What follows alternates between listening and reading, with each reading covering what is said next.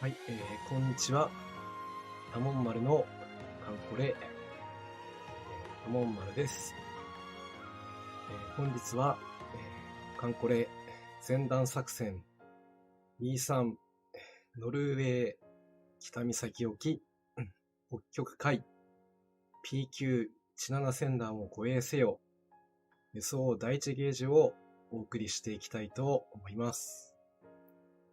それでは、早速で作戦の内容の方からご説明したいと思います。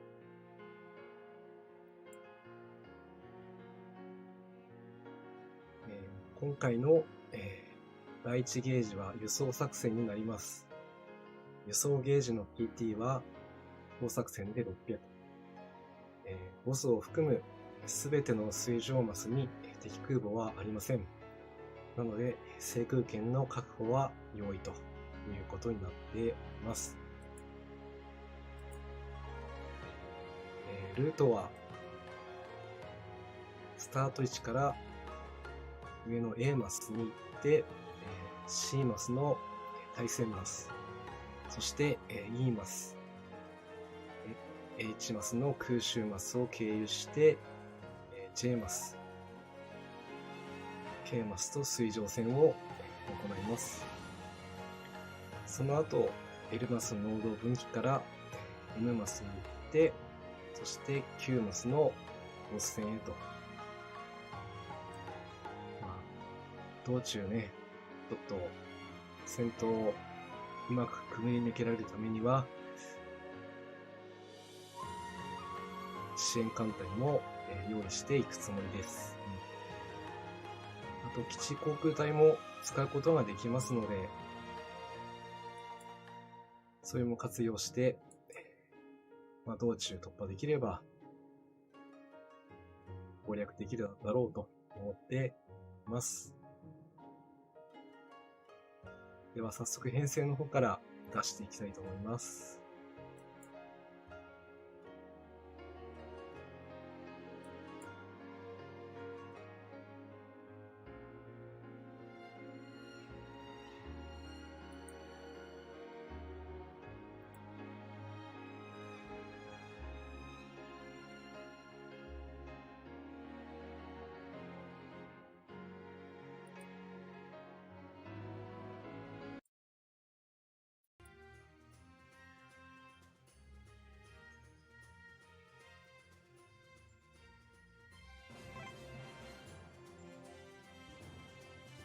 はい、今回は輸送連合艦隊になりますので、第一艦隊には駆逐艦が4隻必要になります。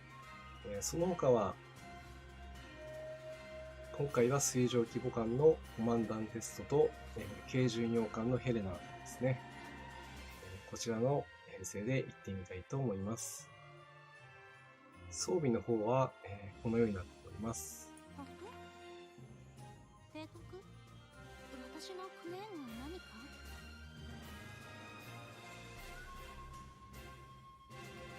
一応今回は高速統一が必要なので、コマンダンテスト機関の方ですね、出力を上げる装備をして、あとは制空と攻撃担当になってもらっております。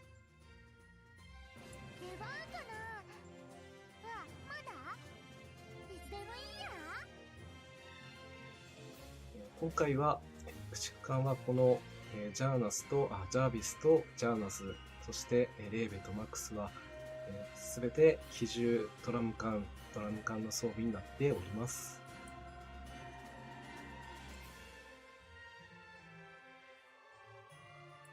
メリークリスマス！提督、楽しみましょう。今日は飲んじゃいましょう。そしてヘレナですね。一応空襲がありますので、防空マスです。こちらを攻略するために対空カットイン装備と、あと機銃ですね、させております。こちらが第一艦隊になります。第二艦隊にも、駆逐艦が3隻必要になりますので、こちらはベールネイ、リベッチオ、そしてタシュケントの3人ですね。そして巡洋艦ではガリバリディとゴトランドの今回は第3階層積みの状態ですね。そしてあとはポーラという風になっております。装備は次のようになっております。私のモットーは従う。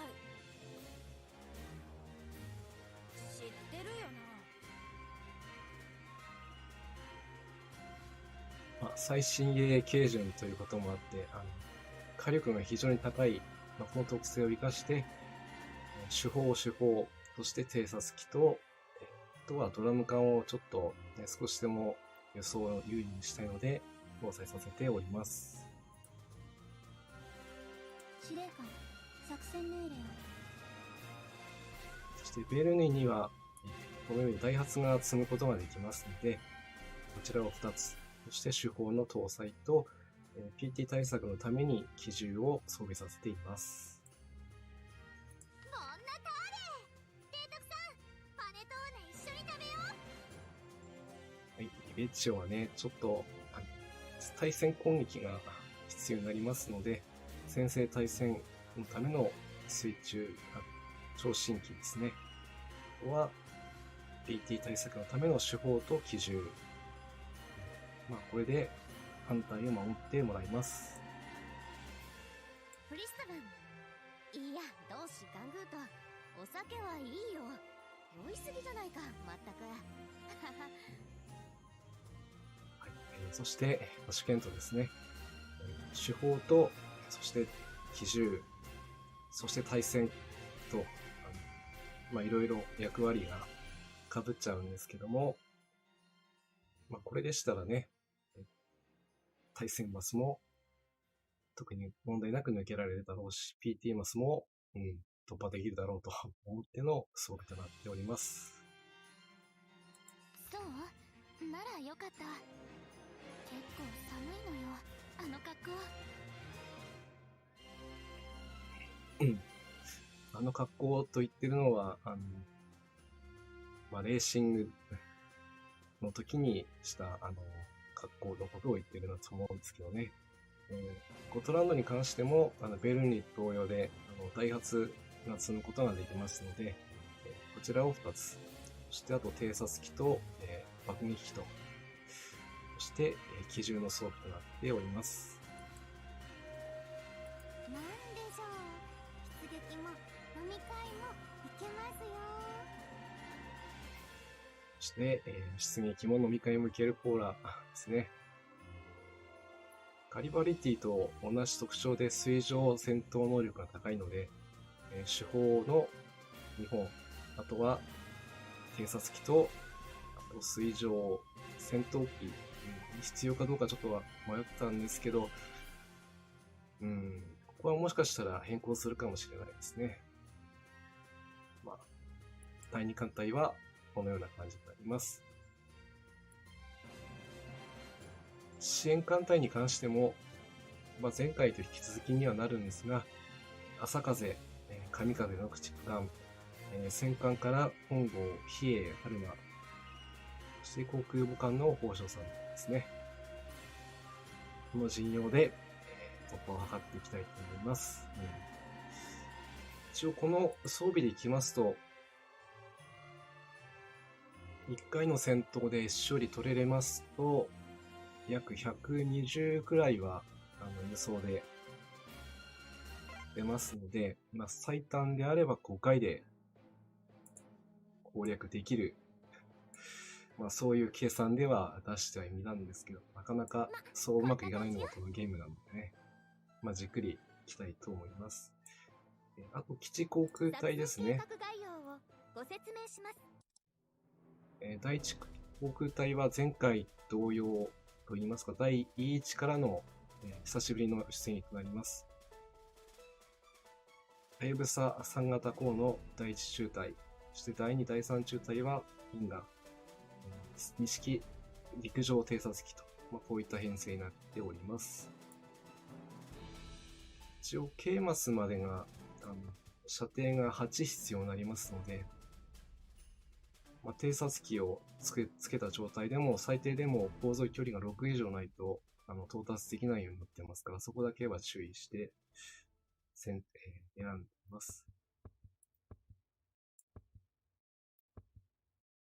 第2基地航空隊は、陸港が3中隊と偵察機ですね。こちらはボスに集中して立つつもりです。第1航空隊は通常の水上戦マスに出して、突破を図っていきたいと思います。それでは、早速出撃していきましょう。第3作戦海域、作戦要項です。大作本戦ね。作戦海域は連合艦隊編成による出撃です。今日はどんな感じの戦闘になるのか、出撃します。楽しみでもあり、不安でもありますが、行ってみましょう。J マスと K マスに第1航空隊、第2航空隊は9マスに集中ということで、出撃開始になります。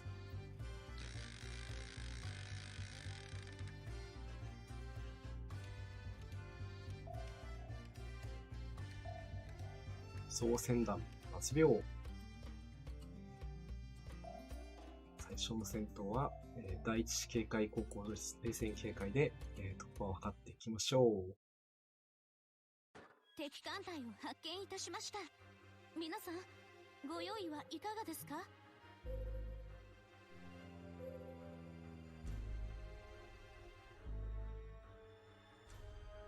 らー！南西の風、やったー！いいですね。2隻落とせましたね。序盤の潜水マスは、癒しポイントなのかもしれないですけどね。でも油断するとね、いきなりドーンと持ってかれる時があるので、ここは、確実にね、ダメージを与えて突破していきたいところではあります。私が、メアなのですか？同志アドミラル、嬉しいです。空色の巡洋艦がまた一番なのか？そうですね。こちらのマスは、いいマスに来ましたね。これは予定通りと。さあ、対空戦用意。このまま、対空戦に、小 HMS の防空戦ですね。基地の、そうか、基地攻撃もされるから、でもこれは仕方ないです。今、防空を上げてる余裕がないので。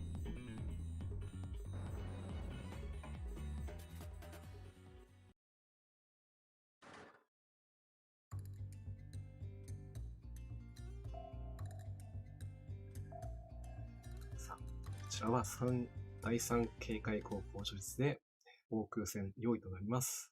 敵艦隊を発見いたしました。皆さん、ご用意はいかがですか？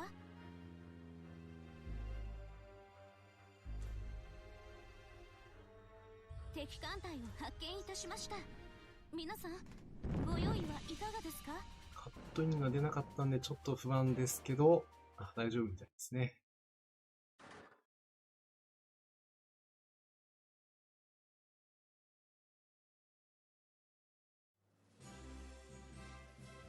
カットイン出なかったんだけどな、完全勝利か。私が、いいでしょう。メアなのですか？嬉しいです。私がもらっていいのか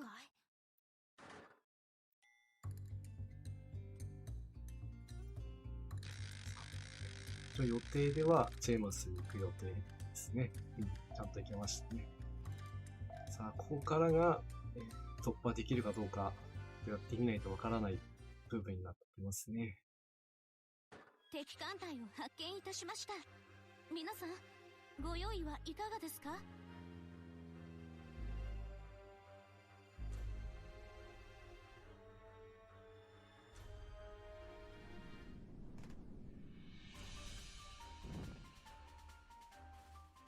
敵艦隊を発見いたしました。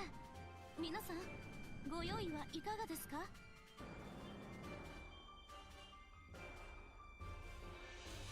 撃ち方始め！いいですね。支援艦隊の本気で3隻落とすことができました。支援艦隊のみんなありがとう。実は結構最新鋭だぜ。攻撃開始。行きましょドランド強いですね。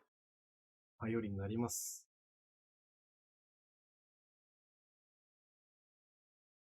う。私がメアなのですか？ポーラですか？嬉しいです。ポーラが一番なんですか？はい。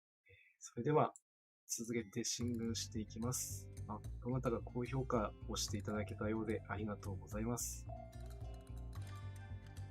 これを励みに、戦闘ですね、突破できるように準備をしてきました。さあ、この PT 軍突破できることを、みんな頑張ってきてね。青天さん、こんばんはです。今日もお元気に配信やっております。本日は時間の方ですね。一応今日7時半から始めてはいるんですけども、9時半ですね。そこで今日は行けるところまでやろうと思っていますので、よろしくお願いします。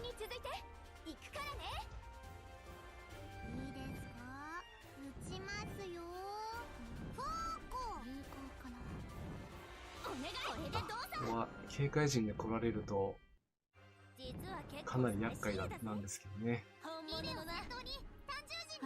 いい感じに削れてますね。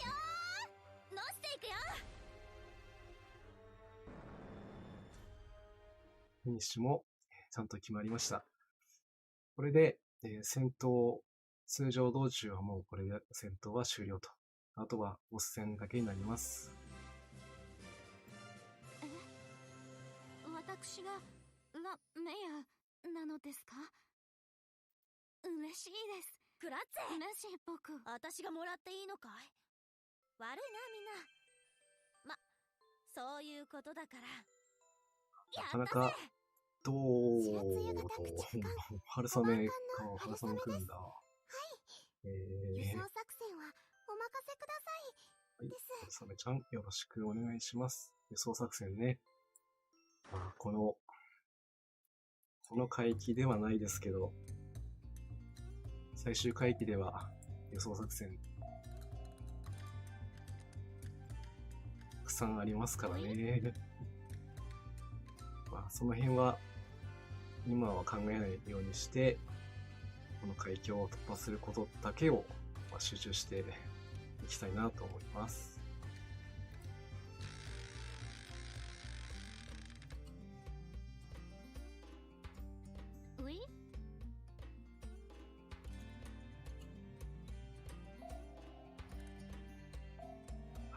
では、A 処理取れれば輸送作戦は成功ということですから、みんな頑張ってきてね。敵艦隊を発見いたしました。皆さん、ご用意はいかがですか？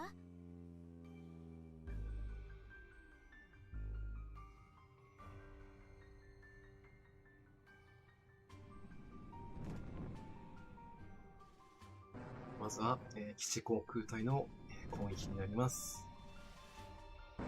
3中隊の陸砲を出していますからね、やはり威力高いですね。逃しはしません。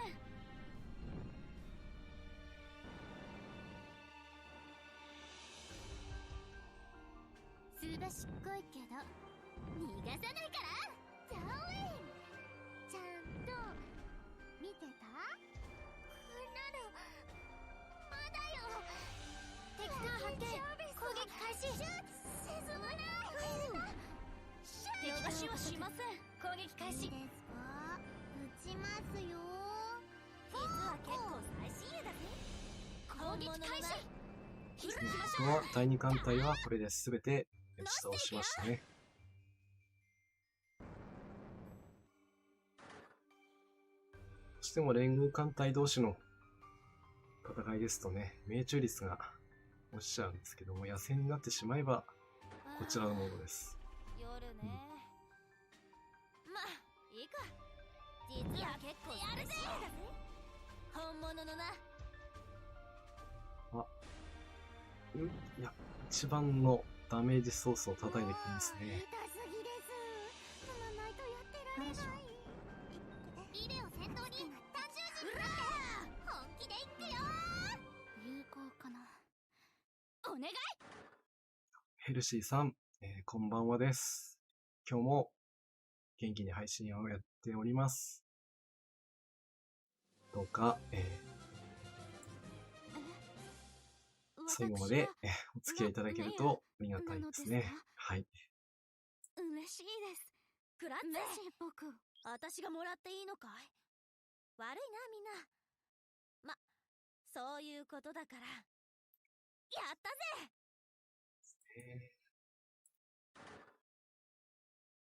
フロット、港に戻ります。そうか、なかなか勝利取るのはちょっと難しそうな感じになってますね。助かる、グラッツェ。神引きを持つ主さんが不毛ドローをさせると聞きまして、いや、いきなりこうプレッシャーがかかるコメントですが、そこはね、気ままにやっていこうかと思います。でも前回、エルシーさんですね、コメントいただいた後にシーフィールドが来ちゃいましたからね。そこもあやかっていきたいところではありますけども。ちょっと汚れちゃった。お風呂いいかな。ジュエルの L。さあ、私の作ったギャトレの L も作戦計画概要をご説明します。これは基地航空隊はもうボスに集中させた方がいいような感じがしました。次からはすべてスマスに集中させていくことにします。パフト？提督？私のクレーンが何か？クレーンが何かと言ってますし、カンムスたちも、クリスマスモードになってだいぶ華やかになってますからね。こんな感じよ。この前のマスのハッシュドロリスって 1% 切ってましたか？あの時はびっくりしましたね。全然そんなの意識してなかったものですから。これも、前回のイベントで、第一回帰のドロップ、それも確か 1% ぐらいの確率しかなくて、ギリギリまで頑張ったんですけども、出会うことができませんでしたけど、今回出会うことができましたから、それから引き続き、という感じでもあったのかもしれないですけども、縁があればまた出てくるかもしれないです。ちょっとサイトを見て時間は経過しているかもしれませんが、確かに相当ね、道中で出てくるっていうのは、イベントでもね、なかなか、出会えないことが多くて、以前ですとね、石垣が実装された時なんかは、あの時はドロップ率がまだ 1% くらいあったと思うんですけど、敵艦隊を発見いたしました。結局そのイベントでは開港できなくて、今年のもう梅雨イベントでね、ようやく開港できたという、そういう私の物語がありましたし、ドロップ艦に関しては特に開港する新カンムス、できればその海域で攻略できれば一番いいんですけど、自分の体感でいくと大体よくて 2割くらいかなっていう感じでやってますから、会えないときはまずは攻略優先させて、全ての海域が攻略できましたら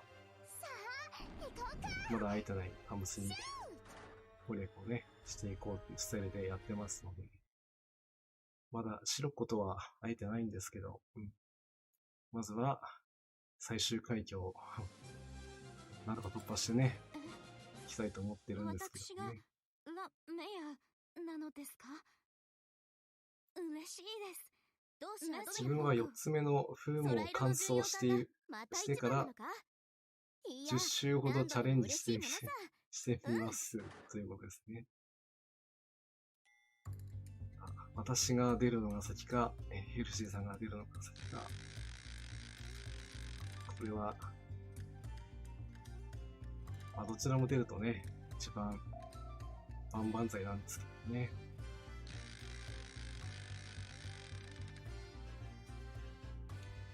さあ、いつ来ても警戒をしなくてはならない、この対空戦はいつも緊張して臨まねばなりません。敵艦隊を発見いたしました。皆さん、ご用意はいかがですか？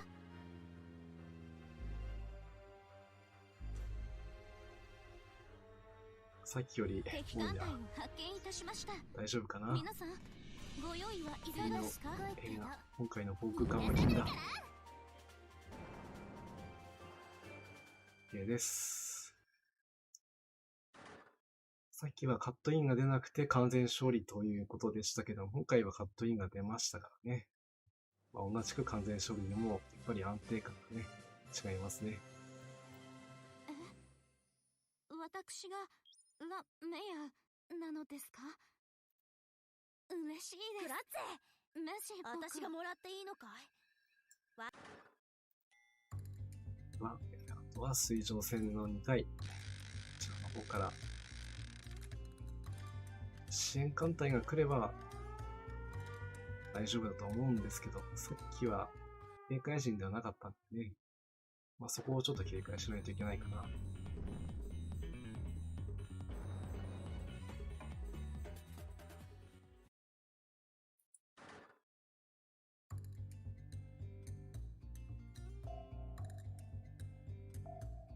では、太陽圏海溝工序列で戦闘開始です。みんな頑張ってきてね。敵艦隊を発見いたしました。グティさん、こんばんはです。今日も、見に来ていただいてありがとうございます。今日はこの E さんの輸送を第1ゲージに臨んでいます。ただ輸送ゲージ全部削り切るというよりは時間で今日はやるつもりなので、9時半までですね、できる限り削りやっていきたいと思いますので、そこまでお付き合いいただけると嬉しいです。よろしくお願いします。やった！縁起がいいよ！勝てるよ！さあ、戦闘開始だ！腕が鳴るね。近づけるな！みんな、始めるよ！敵艦発見！攻撃開始！本当はちょっとしつこいのよ。敵艦を捕捉！攻撃開始！さすがに少し残っちゃいましたけどね。なんとか雰囲気の方はかわしてくれましたので、よかったです。私が一番。そう。勝利か。そうなの。いい響きだな。嫌いじゃない。さあ、もう一度の水上戦をくぐり抜けて、ボス戦までね、みんなで行きましょう。さあ、みんな頑張ってきてね。敵艦隊を発見いたしました。皆さん、ご用意はいかがですか？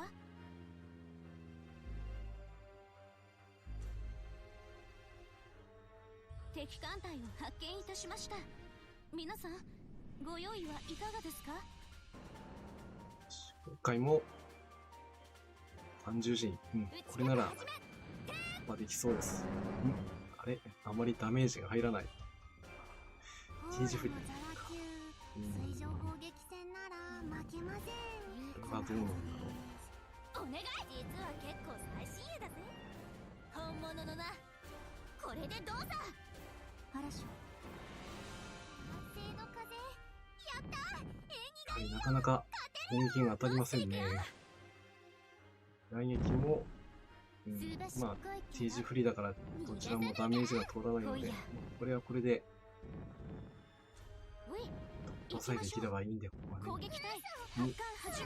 ジャービスにちょっと当たっちゃったな。敵艦発見、攻撃開始。本当はちょっとしつこいのよね。でも、中大破化が出なかったですからね。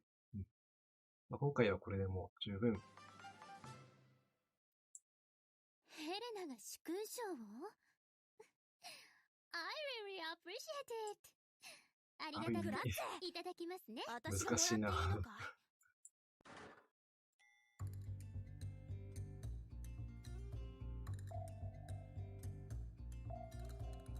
まあ先ほどと違って基地航空隊をね、全部ボスマスに集中して出してるので、さあ今度はポーラも狙われちゃったから何とも言えないんですけどね。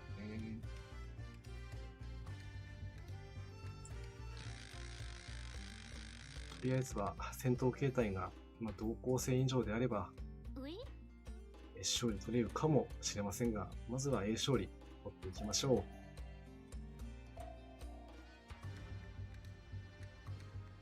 かつお節さん、どうも、こんばんはです。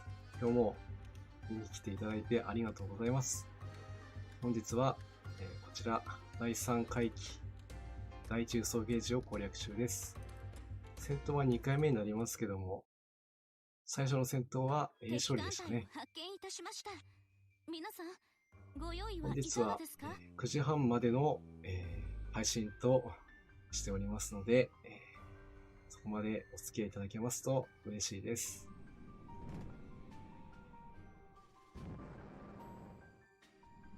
基地航空隊のみんなの力、存分に発揮していますね。すごい。ここは予想以上に働く。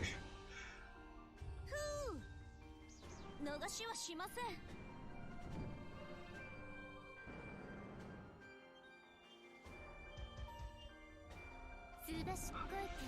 そうはもう忍耐でね。耐えて、そして到達と。輸送作戦の方が、私の敵には多少気が楽と言いますかね。どうしても戦力ゲージになりますと、最後にフィニッシュをしないと次に進めませんけども、輸送ゲージの場合は A 勝利取れますとね、作戦としては成功になりますから、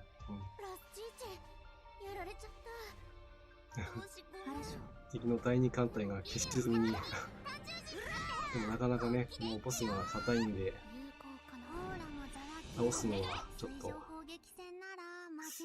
容易じゃないかなって感じですけど、でもいいです。ちゃんと1回ごとにこうやって予想してますので。私が一番働いちゃった？本当？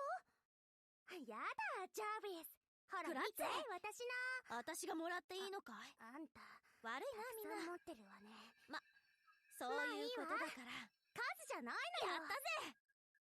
はい、これで2回目も無事に輸送作戦成功しましたね。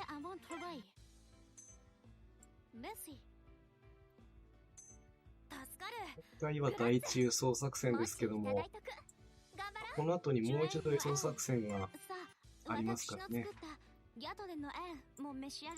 そっちの方がちょっと長くかかりそうな感じもするんですけども、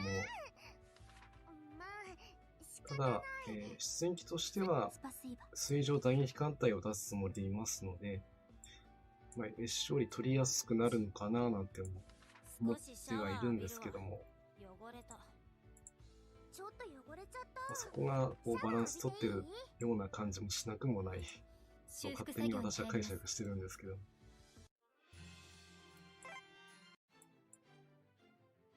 作戦計画概要をご説明します。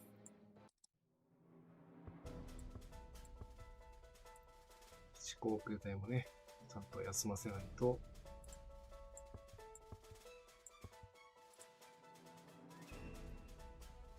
本来の力が発揮されませんのでね。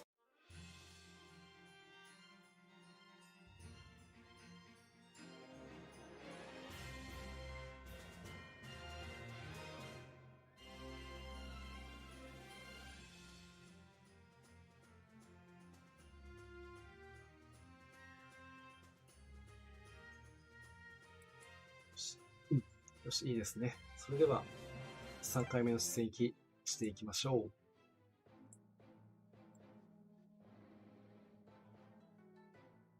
こ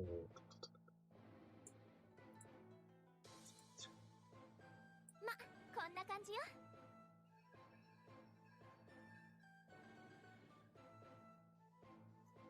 この場を借りて質問なんですが、皆さんはアメリカの駆逐艦の 53.3 ミリの魚雷ってどのくらい回収されてますかというヘルシーさんからのご質問。ジュエンの案、さあ、私の作ったヤトレの案も召し上がれ。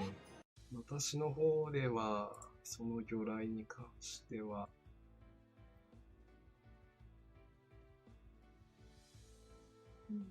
ちょうどイベントでアメリカのね、カムス、ジョンストンですね、使ってましたので、初期型に関しては2本ともマックスにしてしまいました。後期型は回収できないのでこのままですけどね。一応私はこんな感じで用意しています。まだ砲弾作戦に関してはあんまり情報を収集してないのであれなんですけども、もしかしたら役に立ってくれるのかなと思うと嬉しくなりますね。作戦計画概要を前段作戦、第3作戦海域、作戦フロット、出撃します。皆さん、私に続いてください。魚雷と手法に関しては回収値を高めればその分必ず期待に応えてくれますから、少しでもねダメージ通るようにするには、これしか方法がなかったのも、事実です。あとは、4連装後期型の魚雷ですね。こちらも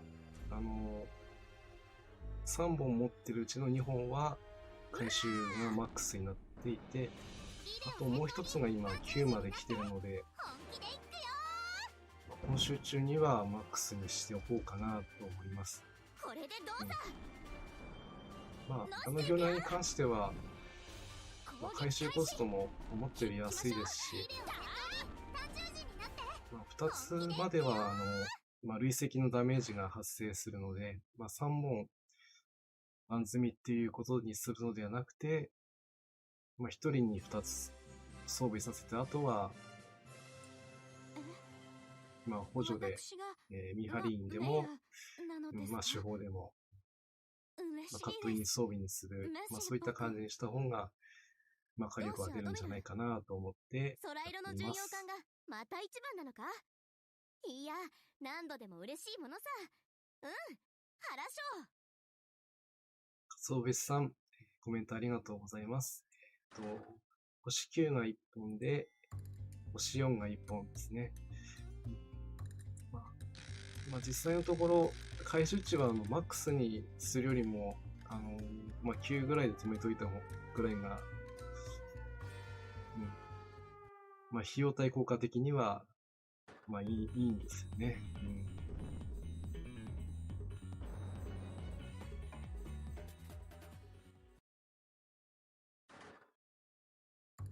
フレさんに、後期型とその前期型をマックス2本積んで突撃。そうなるとどれくらいの火力が出るんでしょうね。あまりそこまでやってしまうと、そこまで無事にたどり着けてもね、皆さん、ご用意はい右の方、かがですか？カンコレうまいんで、フィニッシャー潰してくるんですよね。必ずもう一人か、できれば3人ぐらいのカットイン感出していかないとね、なかなかフィニッシュまで持っていけないのがよくあるパターンですし、それより何よりその追反感をね、全部落としてしまわないと、そこまでたどり着かないっていうのもありますから、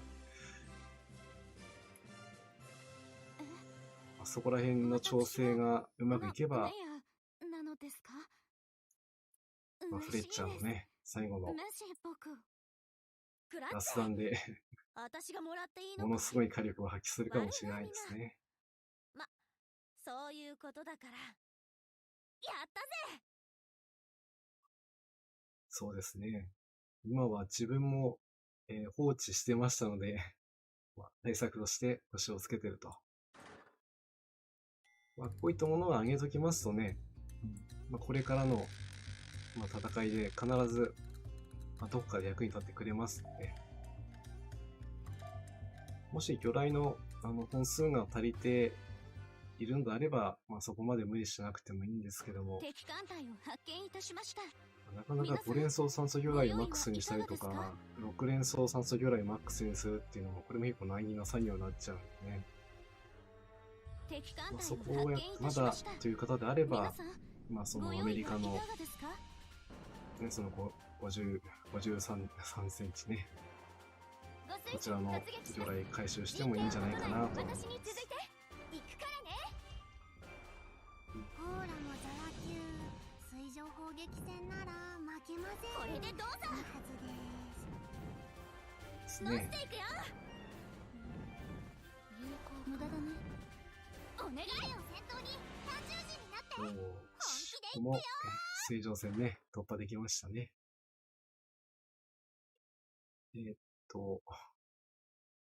E4 の3が地獄みたいなので、星9に上げておいた方がいいのかなということなんですけども、なのですか？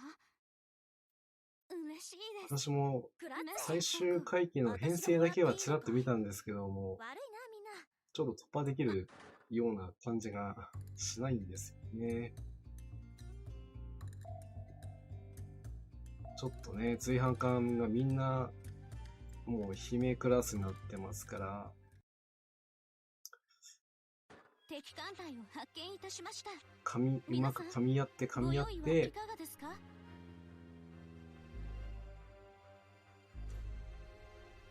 ていかないと、私の艦隊の実力からすると、やっぱり友軍来ないと、そこまで持っていけないなっていうのはちょっと実感しますね。運営さんもそのつもりの編成で組んできてるとは思うんで、それをね、なしで突破していく人は本当にね、さすがにこれは恥ずかしいな。もうカンストしてる人たちなんで、それと比べられるとね、私の今と言いますかね、艦隊の戦力では、1段も2段もちょっと下なんで、そこは、ちゃんと、活用できるところは活用して、攻略を目指して、そうやって今までやってきましたし。クラッツェ、私がもらっていいのかい？悪いな、みんな。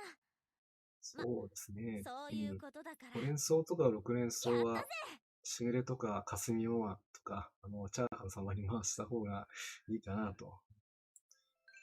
魚雷の、カットインも、最低でもね、2本は装備しないといけないと思ったら、ここで出るんだ。びっくりするなぁ。私がガングート級一番艦。血が来ちゃったなぁ。いい面構えだ。いいだろう。よろしくお願いします。ヘルシーさん、ガンクード来ちゃいましたよ。どうも、なかなかドローンいいような感じですね。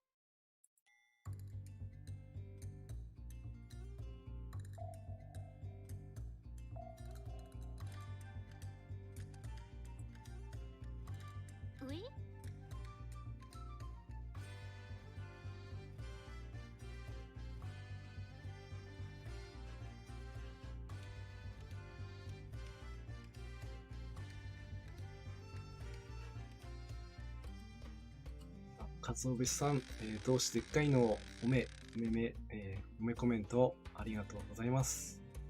ういランクードね。うん。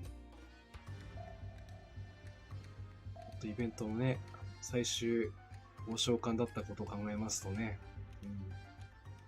まあ、道中で出てくるということはちょっとびっくり。敵艦隊を発見いたしました。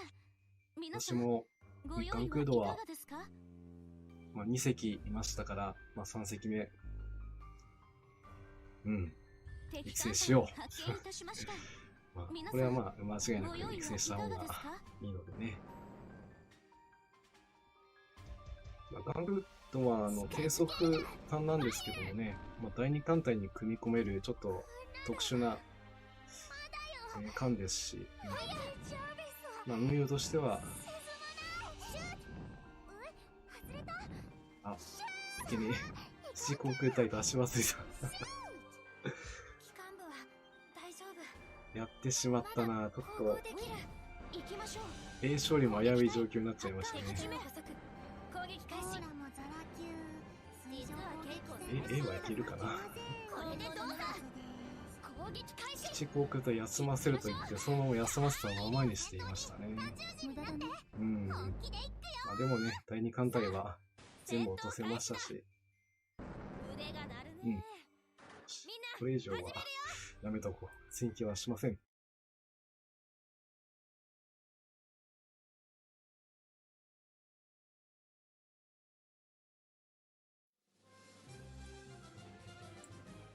危ない危ない。私が A 勝利も危ないとこでしたよ。なのですか？嬉しいです。メシ僕。プリンちゃん、スタスタスターと。同志アドミラル。空色の巡洋艦がまた一あまり番なのか？考えてないんですけどもね、何度でも嬉しいものさ。プリンツウイゲは S 弦だとすれば多分無理だな。ちょっと S 勝利取れるほどの戦力が投入してないんでね。でも何か全部噛み合えばいけるかもしれないんで、可能性はゼロではないですから、まあ、挑戦していこうかなと思います。なんとかね、S 勝利は取れましたから。もうちょっと修理。グーテンナフト。不死鳥の秘密は修理のタイミングにもあるんだよ。も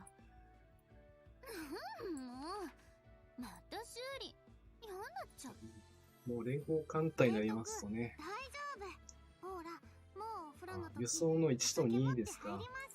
とすれば、むしろ1より2の方が出やすいのかな。でもね、これまだやったことがないですからね、なんとも言えないところなんですけど。さあ、まず先ほどちょっと、基地航空隊を出し忘れることやったんで、こんな感じよ。ちゃんと次は出してみましょう。作戦計画概要をご説明します。まあそうですね、ドロ率は変動しますからね。あの子は本当に装備が優秀ということもあってね、通常の海域ではまあ出てこないですから。前段作戦第3作戦海域作戦要項です。さあ、そうしましたら出撃5回目のします。出撃ですね。皆さん私に続いてください。なかなかね、あまりこう調べてなかったのもあるんですけども、勝利取れるんだろうな、気楽に編成組んでたんですけど、ちょっと取れそうにないので、まあ A 勝利でも、まあ、輸送量で100近くね、出せますから、あと4回かな。いければ、敵艦隊を発見いたしました。皆このさん回帰も、ご用意はいかがですか？第一輸送作戦も攻略できそうなので、まずは頑張っていきましょう。うらー！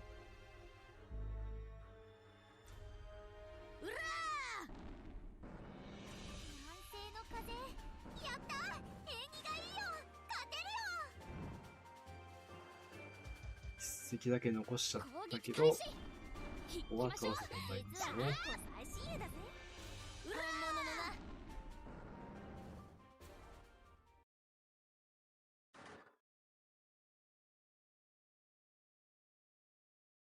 あとは一応輸送作戦上、装備の方がね、私がまあ、偏っている感じなんで、まあ、あと最後の1回とかなった時には、空色の巡洋艦がまた一番なまあ、のか。カットイン装備でね、やっていこうかなとは思います。まあ、そうすれば、うまく刺されば、まあ、一発で落とすことも十分できそうな感じはするんで、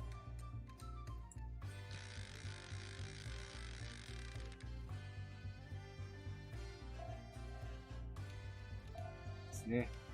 輸送は、割り感覚でしますもんね。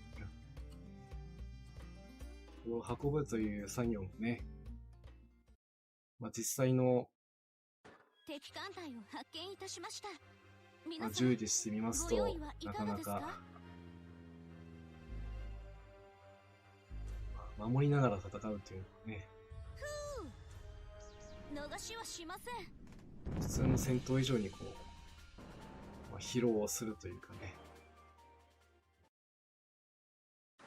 それが回数が多くなればなるほど、まあ、それに慣れてしまって、まあ、油断もしてしまうということで、非常に、私がメア、まあ、精神的にこう来るといったところがありますから嬉しいね。です。クラッツェ。僕、私がもらっていいのかい。悪い。で、あまりこう、ね、体調がちょっと悪い時にやっちゃうと、誤進軍をしてしまうという危険性も、特にこういう輸送の場合ですと、起こりがちな、まあ、状況なので、まあ、ちゃんと戦闘終了後はね、まあ、艦隊の状況を確認しながら進めていきたいところです。では、第4警戒航行場です。戦闘開始です。みんな頑張ってきてね。敵艦隊を発見いたしました。皆さん、ご用意はいかがですか。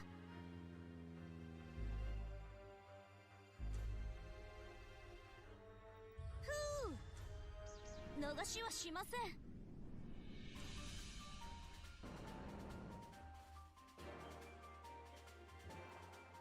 よし、食らいついた。仕留めてやる。ほーらのザラ級水上砲撃戦ならさあ、水上戦。そのはずにこれでどうだ。なかなかかわしてくるな。本物のな。やったー。縁起がいいよ。勝てるよ。やりました。最後もフィニッシュしてくれましたね。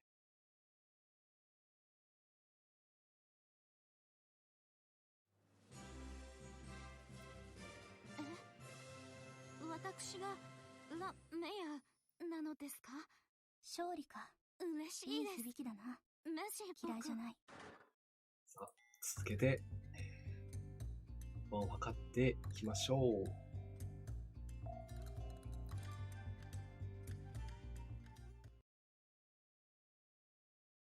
敵艦隊を発見いたしました。皆さん、ご用意はいかがですか。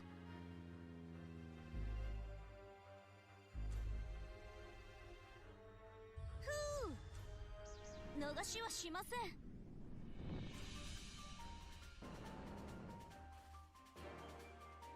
さあ、支援艦隊のみんな、頼むよ。よし。今回2度目の T 字振りが出ましたが、この状態であれば、特にね、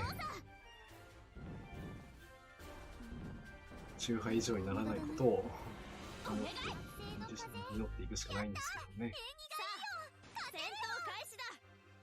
で、どうなるのか。そうですね。逃しはしません。攻撃開始。発見。攻撃開始。本当はちょっとしつこいのよ。これで、輸送作戦は完了したも同然かな。ここを突破できればね、まあ少し精神的にも私がメほっと一息なとこなのろです。ですか？嬉しいです。クラッツェ、メシ私がもらっていいのかい？悪いなみんな。ま、そういうことだから。やったぜ。そういうことだからとこう男勝りのところもいいですね。バカバだ。区間若葉だ。簡潔で非常にいいですね、若葉。は、総作戦を完成するためにも、ボス戦で A 勝利。A 勝利を取ろうっていう気も全くない感じですけど、ね、ここは A 勝利を取りに行きましょう。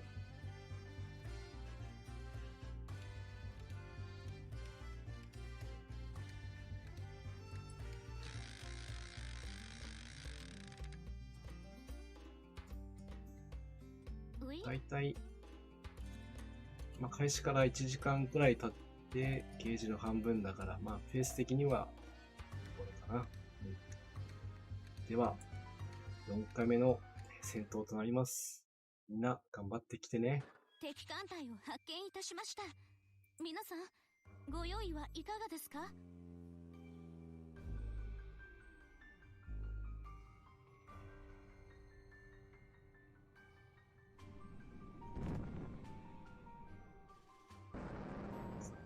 先ほどはね、置いてきぼりしてしまった基地航空隊ですけども、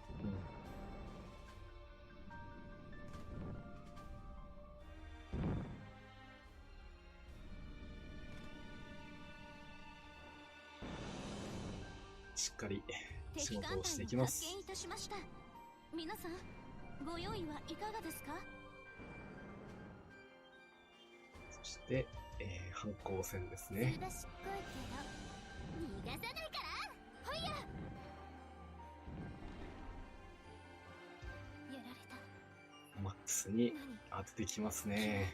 違うの。ちゃんと見てた？逃しはしません。敵艦を捕捉。攻撃開始。本当はちょっと基地艦隊の方はね、ちょっと輸送作戦っていうのもあって、これでどうぞ。ダメージが通りづらいのはもう仕方ないんですよね。乗せていくよ。この3巻を落として2巻か。倒せないといいけど、一応野戦行ってみようかな。夜ね。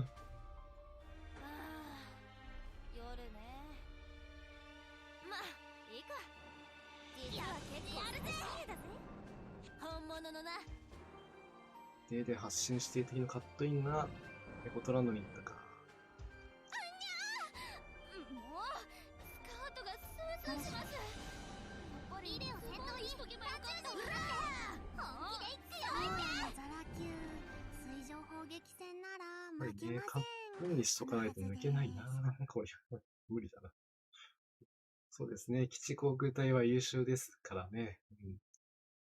戦闘前に一気でも多くね、ダメージを与えてくれれば、輸送作戦も I really appreciate it. ありがたくいただきますね。綺麗なのね。前回のイベントでドロップしてから、ようやく、活躍な場が来たもんですからね。私がもらっていいのかい？悪いなみんな。ま、そういうことだから。やったぜ。これでね、あと200ちょっとか。ナトリと言います。ご迷惑をおかけしないように、頑張ります。はい、ナトリよろしくお願いします。今回はね、第一作戦の時ではなくて、第二作戦の時に活躍してもらいましたから、もうね、十分活躍してくれたからね。それでアモントバイ。メッシ。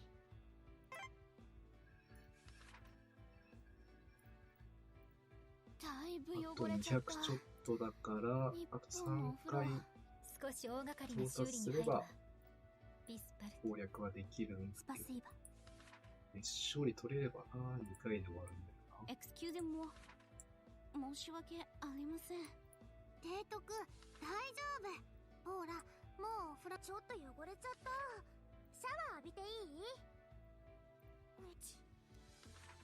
少しシャワー浴びるわやられちゃった修理しないと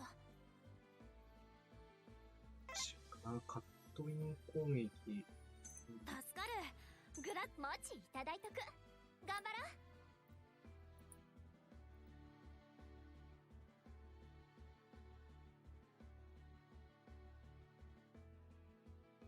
やってみようかな。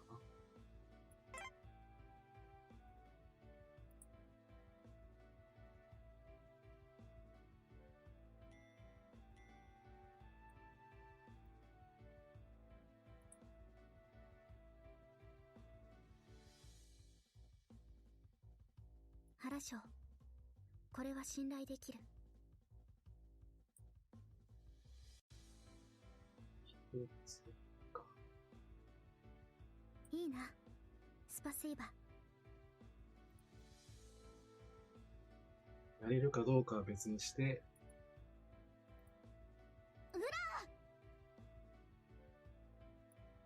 まあ、タシュケントも、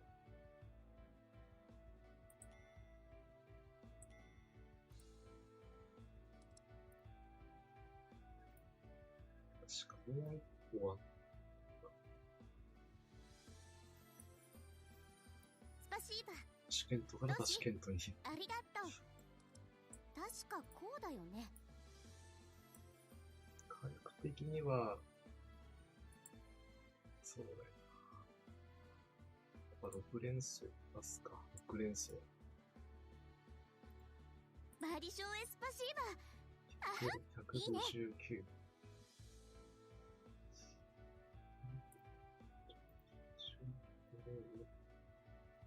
マラジスいいね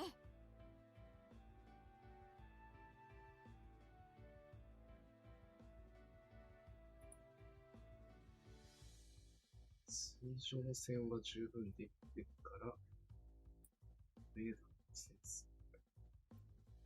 提督グラーチェグラーチェですでも3番砲塔だけはこのままで片方手法を3号素敵な砲塔にす改造ると、ポーラご機嫌ですついでにお酒の瓶もう少しだけ積みませんしかないかな。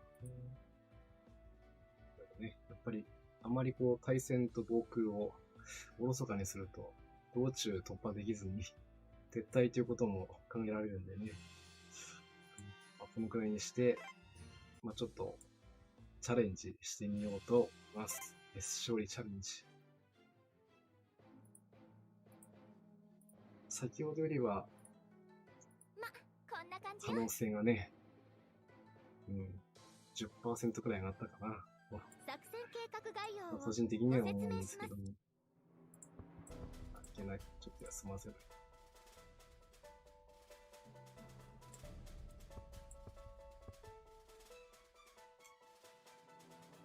そっか。相手上がってこないからな。もう全部飛行にしちゃおうかな。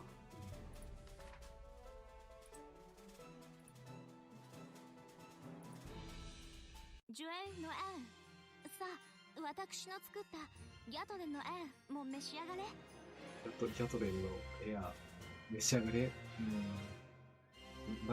何のことかちょっとわからないな。本当に多国籍軍になってしまって、まあ、フランスの料理もね言われてもわからないんだな。まあ、調べればいいんだろうけどわからないんだよな。作戦計画概要をご説明しますそれも今度は勉強しておかないとな。533回収できる日やと思ったら、ノーマルの4連装魚雷が1本もなかった。ああ、そうか。あれは酸素魚雷じゃなくて、普通の連想魚雷だったん抜です病いたしね。ます。ボンシャンス。こう魚雷も、共食いするんで、まあ、3連装だったら3連装魚雷が必要になったりするし、まあ、4連装ですとね、まあ、4連装、まあ、魚雷を使うこともあれば、4連装酸素魚雷を回収素材として用意しておかなくちゃいけなかったりもするんで、敵艦隊を発見いたしました。まあ、適時10ご用意個ぐらいは用意かがですかしておけばいいんでしょうけど、まあ、そうすると母校の装備薬を圧迫してしまうんで、これもまた難しいところではありますね。ビデオ先頭に単獣人になって本気でいくよおお、危ない危ない。T 字フリーだった実はか。結構最新鋭だぜ。本物のな有効かな。魔王人だと思って安心していてもね、無駄だね。ほんと抜かれるときはあっさり抜かれますからね。ビデオ先頭に単獣人になって本気でいくよ生き残っちゃったか。リベ、かわしてかわして。近づけるな。ファイヤー。ほいや。敵艦発見。攻撃開始。私本当はちょっとしつこいのよ。ねえ。逃しはしません。ダーリン。ちゃんと見てた？なんとかね。やっぱ初段の来撃が怖いんでね。まずは突破を優先していきたいですね。そうですね。ここは装備枠だけ、前に一回私が一番働いちゃった？運営さんからプレゼントされて増えたことがありますけども、見て、私まあ基本的には、あんた空色の巡まあ、洋カンムスの枠とまた一番装備枠ね、一緒に上げることになっちゃうんで、なかなか捨てられない装備っていうのがあったりするんですよね。特に烈風の攻撃型とかね、あれも廃棄すればだいぶ枠開くんですけど、なかなか素材として使う可能性もあったりして、なかなか開けられないんだよな。潜水幼女の存在はちょっとね、許せない場合もあったりしますから、もうこう潜水幼女が出てくるんだったらもう基地航空隊の東海部隊にも全部出しますからね。敵艦それくらいしないともう隊を発見いたしました。皆さん対策のしようがないです。ご用意はいかがですか？ね、潜水幼女1隻だけで来てくれればね、敵艦隊を発見いたしました。先制対戦来撃とかご用意爆雷ではいかがですか？大破ぐらいまでは持っていけるんですでしょうけど、必ず随伴で 2隻か3隻連れてこられるから、もう基地航空隊で数減らして、それでも集中攻撃しやらないと、あまりこうダメポン戦法は最後の手段なんで使いたくはないですね。嬉しいです。グラッツェ。メシ私がもらっていいのかい？悪いなみんな。ね、前回のそういうことだから前段作戦だとね、まあ、道中に潜水幼女出てきたりもしましたから、まあ、今回は、まあ、前半では出てきてくれなかったので、まあ、まだ良かったと思うんですけど、対戦装備に関しては、本当先制対戦攻撃ができてね、皆さんご用意は本当対策ができてよかったと思います。それがなかった当時は、本当、出てきた警戒陣来ちゃった。ついに来たな。逃しはしません。これ抜けられるかな。頼む。支援艦隊頼むよ。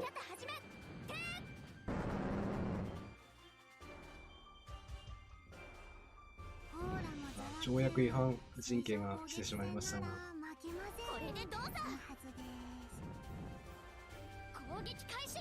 来撃がね、普通に刺さりますからね。下からの3番目のやつ、こいつをなんとかしてほしいんだけど、当たらない。来た。危ねえ、しょうがだ。汚れちゃったし。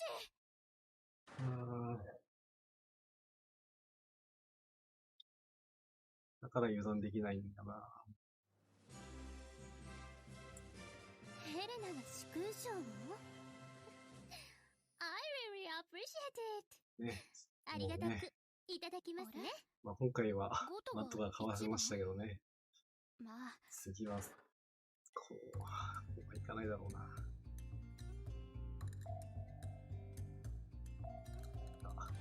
今度も切り抜けられると信じてみんな頑張ってきてね。敵艦隊を発見いたしました。皆さん、ご用意はいかがですか？本当にね、セーフと。警戒心だけは逃しはしません。油断できません。本当に油断できないです。撃ち方始め。支援艦隊に頼りっぱなしだな。頼らないと、ね、そう艦隊には戦闘力が著しく劣ってる状態なんだね。実は結構最新鋭だぜ。本物のな。これでどうだ。無駄だね。圧政の風。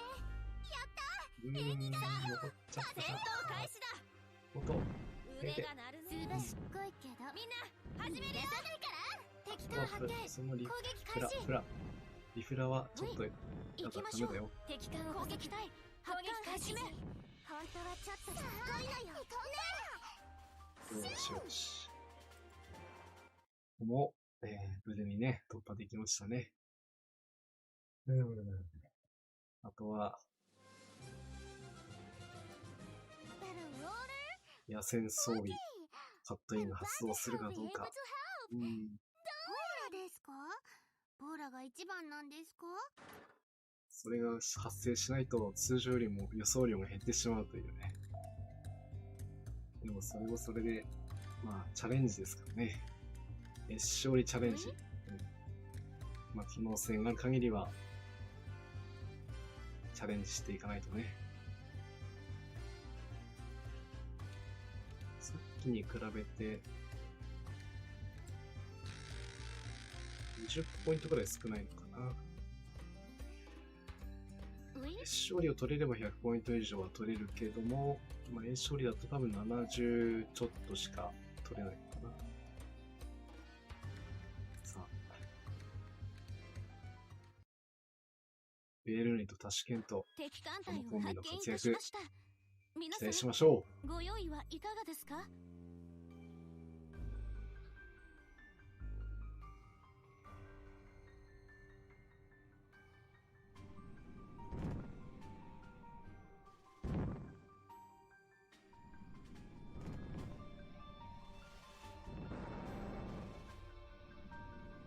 まずは2隻、4隻、6隻。敵艦隊を発見いたしました。思ってますね。ちょうど半分させてくれましたね。ご用意はいかがですか？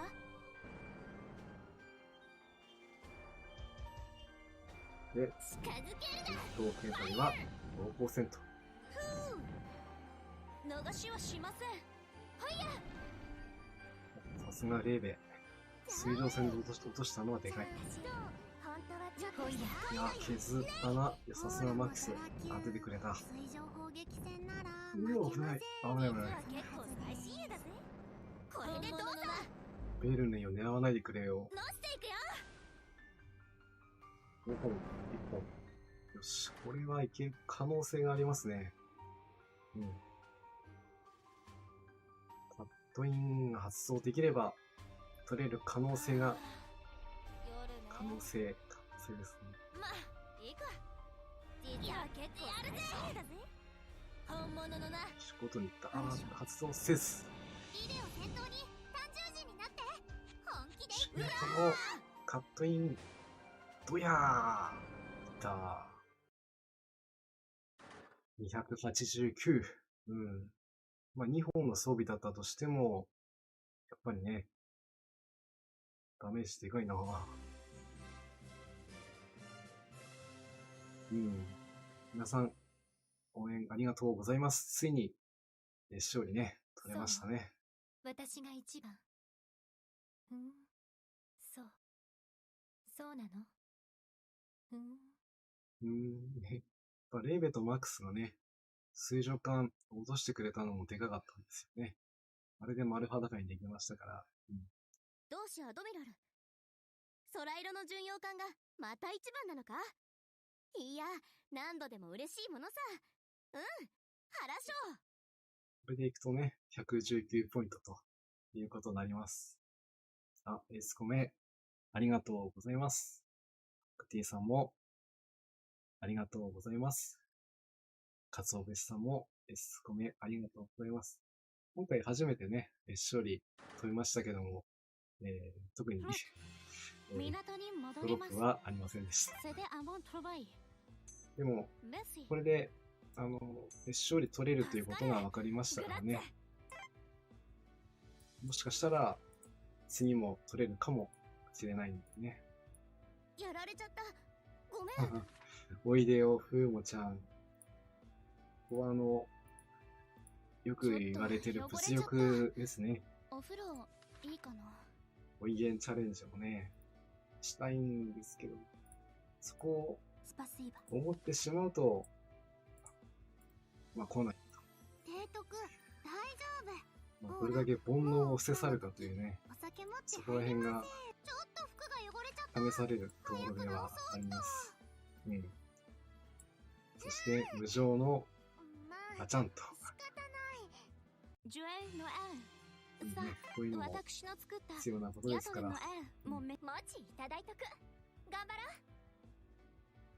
あとは基地航空隊の準備ができれば、出撃もできるというものです。ちょっと休憩させましょうね。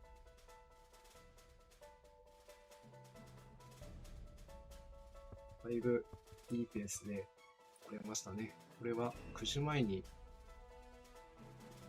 しかして突破できるというね。フラグみたいなのを立てると途端に、牙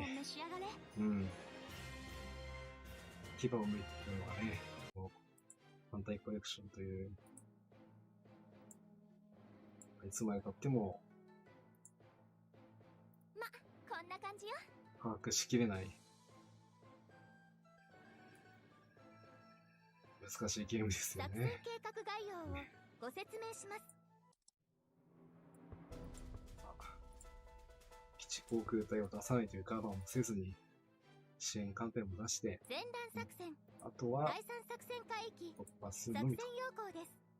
本作出撃します。グレボリで7レンジを引いた強運の持ち主が私。その強運、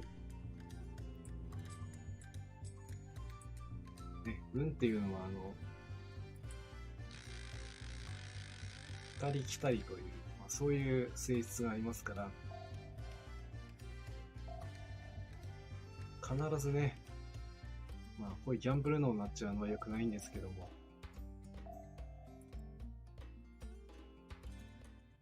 何かのタイミングでね、敵艦隊を発見いたしました。来たりするものですから、ご用意はいかがですか？可能性を捨てずに飛んでいきましょう。うらー！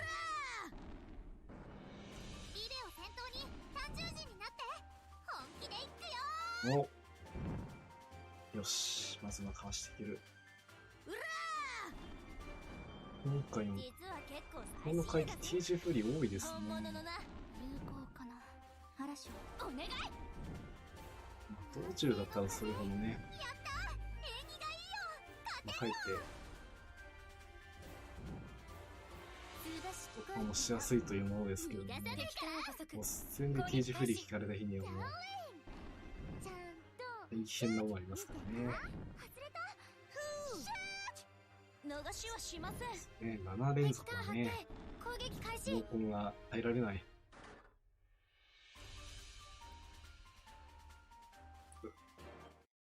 11分の7か、7割近い確率か、ちょっとそれはきついですね。そう。私が一番。ねうん、一つだけ言えることは、そうなの。どれだけね、戦いにこう、どうしよう、苦どうやら戦を強いられましても、空色の巡洋艦がまた一番なのか。どれだけ、いや、何度精神でも嬉しいものさ。的にね、追い詰められても、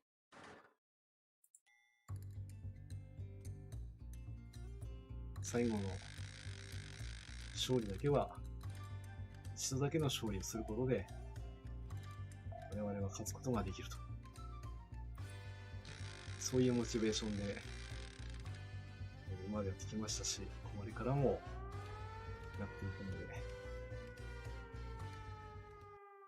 すべては、この一撃のためにと。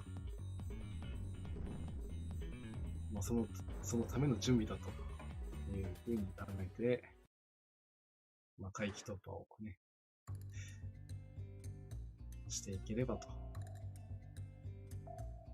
だからといってちょっと分析とかね、敵の、戦力とこちらの戦力の比較とか、敵艦隊を発見いたしそこはました。やっぱりきちんとね、皆さん、ご用意はいかがですか。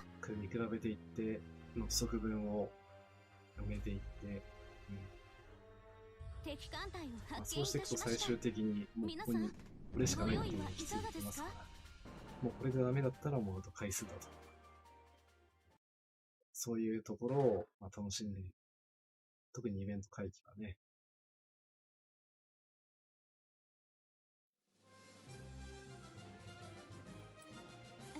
思ってた以上に苦戦を強いられますからなのね。ですか。嬉しいです。私がもらっていいのかい。なので悪いなみんな。最近そういうの戦闘の傾向としては、艦隊が、その戦力だけで戦うというよりは、もう、基地航空隊とかであったり、支援艦隊であったり、それら、すべて総動員して、その上での最終的な、野戦に持ち込むような、そういう戦い方での勝利。なので、道中でどれだけ被害を出さずに演奏して、急戦で追犯艦を削って、そして確実に数を減らしていくと。その部分をどういう風に組み立てていくのかというのは、幸いなことに今回、最終回帰のね、札が、一つで済むということは、ちょっと予想外だった。私的には予想外だった。多分2つ3つ用意されるんじゃないかとドキドキしてたんですけどね。それがないだけでも、全力で、舞台の投入ができることになりますのでね。ヘレナが殊勲賞を必ず勝てます。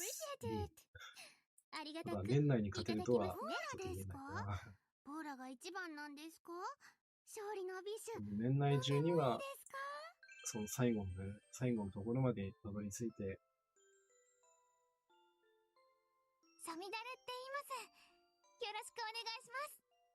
護衛任ちゃん、よ務をお任せください。ろしくお願いします。護衛任務ね。先生いつも頑張ってもらってます。そこら辺をね、皆さんに見せできれば、そこが楽しみです。前回イベントでも苦戦しました。その時はまだ、皆さん、ご用意はいかがですか。こんな風に実況もね、まだ始めたばかりで敵艦隊を発見いたしました。皆さん、感覚もよくわからなく言ってましたけど、だいぶ少しは慣れたのかなというところもありますので、突撃します。陣形を整え、私に続いて。ナイス支援攻撃だ。グッジョブ。もザラ級水上砲撃戦なら負けません。そのはずでお願い。あんまりこうスルスルっとクリアされてもちょっとあれかなと思われるかもしれないんですけど、多分絶対そうはならないと思いますんで。私がメアなのですか？嬉しいです。ではね。もし僕、うんゴトが一番？まあ、私の故郷の理想ってこれ物がいい以上し、ないという準備をさせてもらっ家具もて、いいんだよ。うん今度紹介するね。徳もう方これでもかと。綾波と申します。まあ、そういう戦い方をね、お見せしたいなと思って、最終回帰まで行きたいところですけれども、まだまだね、道半ばといったところです。うい？さあ、その作戦もいよいよ大詰め。ただこれ、勝利取らないとね、予想ゲージ突破しないんですよね、今回は。ですから、今回もね、うい？これでダメでももう一回やればいいことなんで、まず気楽に行きましょう。では、第4警戒高校所列、戦闘開始です。敵艦隊を発見いたしました。皆さん、ご用意はいかがですか？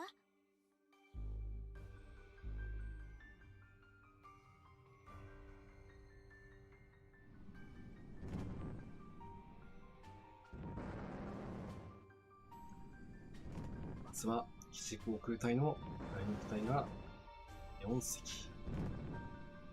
そして第2中隊も、今回初めてボスに刺さりましたね。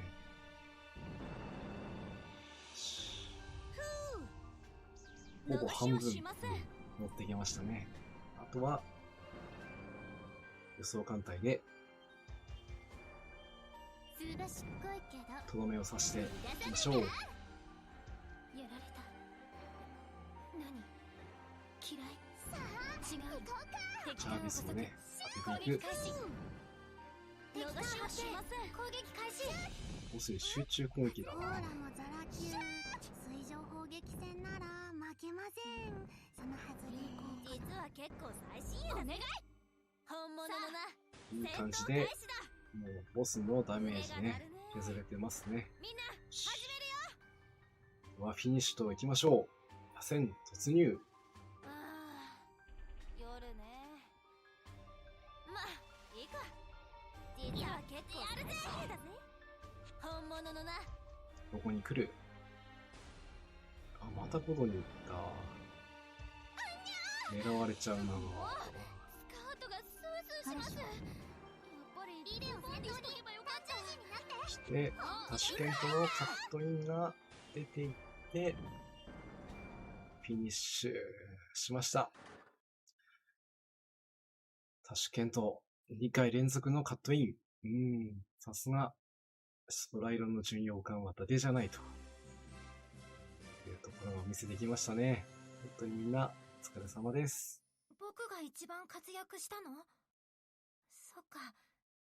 よかった。レイベンもね、今回活躍してますよ。同志アドミラル。空色の巡洋艦がまた一番なのか？いや、何度でも嬉しいものさ。原賞。ね、あしょう。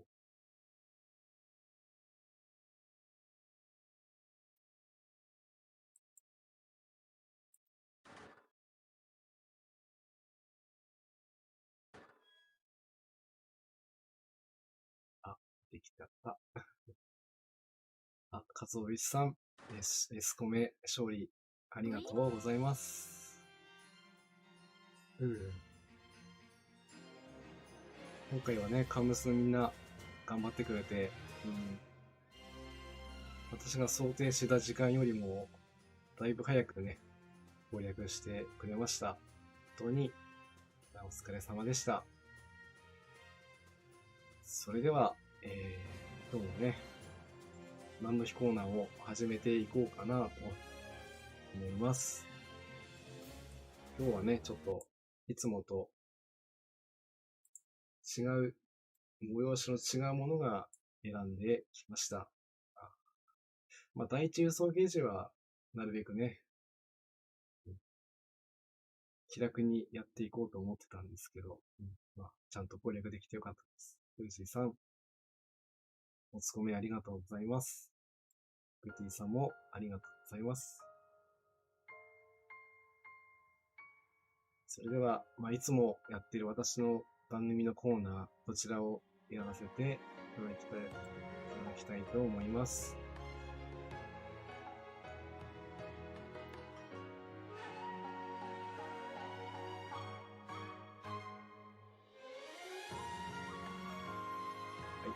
本日、12月15日は、ザメンホフの日となっています。私もあんまりちょっと詳しくないんですけども、この日は、国際語エスペラントが考案したルドベコ・ザメンフの1859年誕生日なんだそうです。ザメンホフは、ユダヤ系ポーランド人の眼科医と言語学者、当時は帝政ロシア領であったポーランドのビャウストクに生まれました。27歳の1887年に国際語としてエスペラントを発表し、生涯をこの言葉の普及に当たったそうです。エスペラントは現在のところ最も広く使われている、計画的に作られた人工言語ということですね。母国語が異なる人々の間でも、意思伝達を目的としており、国際補助語として広く認知されているそうです。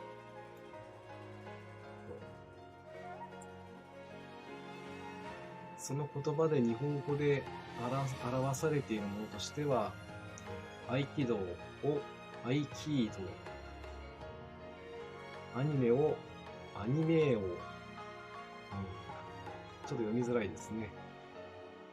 盆栽のことを盆栽用、津波のことを津ナーモなんてね。日本人でしたら、こういう言葉もし言われても、ちょっとアクセントが違うんですけども、言葉として通じるそうなので、もしエスペラント語を話すことありましたらね、日本語もかなり使いやすいような感じになってるみたいなんで、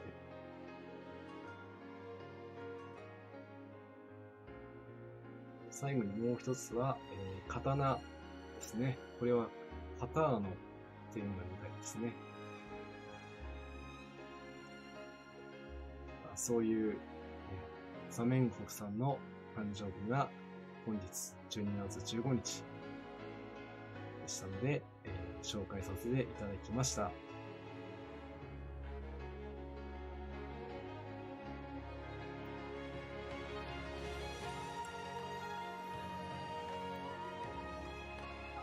皆さん、ここまでお付き合いいただきまして、本当にありがとうございます。本日は、タモン丸のこれ、船団作戦の E3、ノルウェー北岬沖北極海 PQ17 船団護衛せよ輸送第一ゲージパート1をお送りいたしました。次回は、第2輸送ゲージね、ちょっとこちらの方はポイントも高いんで時間かかると思うんで、1回ではちょっと難しいのかなとも思ってるんですけども、ちょっと準備が整い次第またご案内いたしますので、その時また皆さんと観光で楽しみながら攻略していきたいと思いますので、次回もよろしくお願いいたします。